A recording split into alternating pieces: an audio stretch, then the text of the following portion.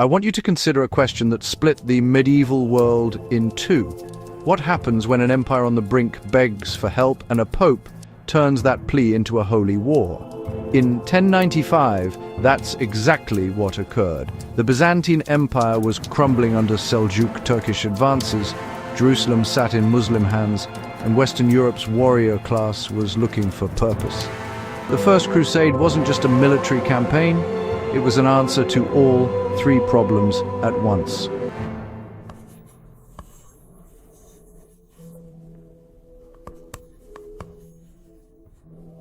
Emperor Alexios I of Byzantium faces catastrophe.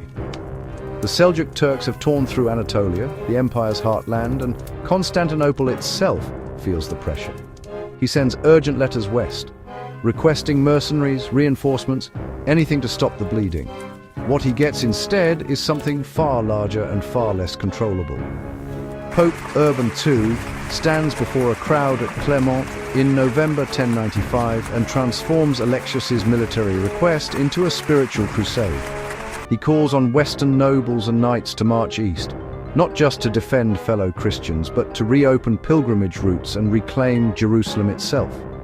He promises remission of sins, eternal glory, and a holy purpose for men trained only in violence.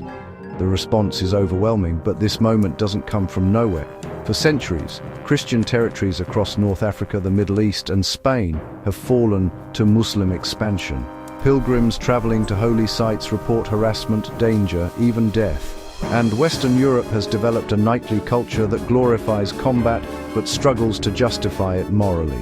Urban's call offers sanctification for bloodshed, a way to be both warrior and saint. The powder keg was already packed. Clermont just lit the fuse. The Crusaders march east in 1096, and against considerable odds, they win. They besiege Nicaea, triumph at Antioch, and in July 1099, they breach the walls of Jerusalem.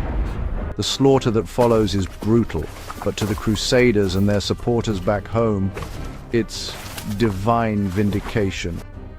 They establish the Kingdom of Jerusalem and several smaller Latin states along the Levantine coast.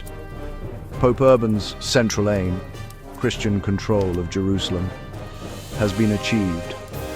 Many see it as a miracle, proof that God favors their cause. But victory is fragile. These new Crusader states are tiny, surrounded by hostile powers and desperately short on manpower. They rely on a constant trickle of reinforcements from Europe, reinforcements that don't always come.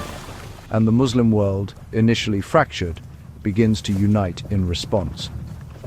Over the next 2 centuries, one by one, the Crusader states fall. Jerusalem itself is retaken by Saladin in 1187, less than a century after its liberation. What looked like a triumph becomes a footnote, a short-lived experiment in conquest that could never sustain itself.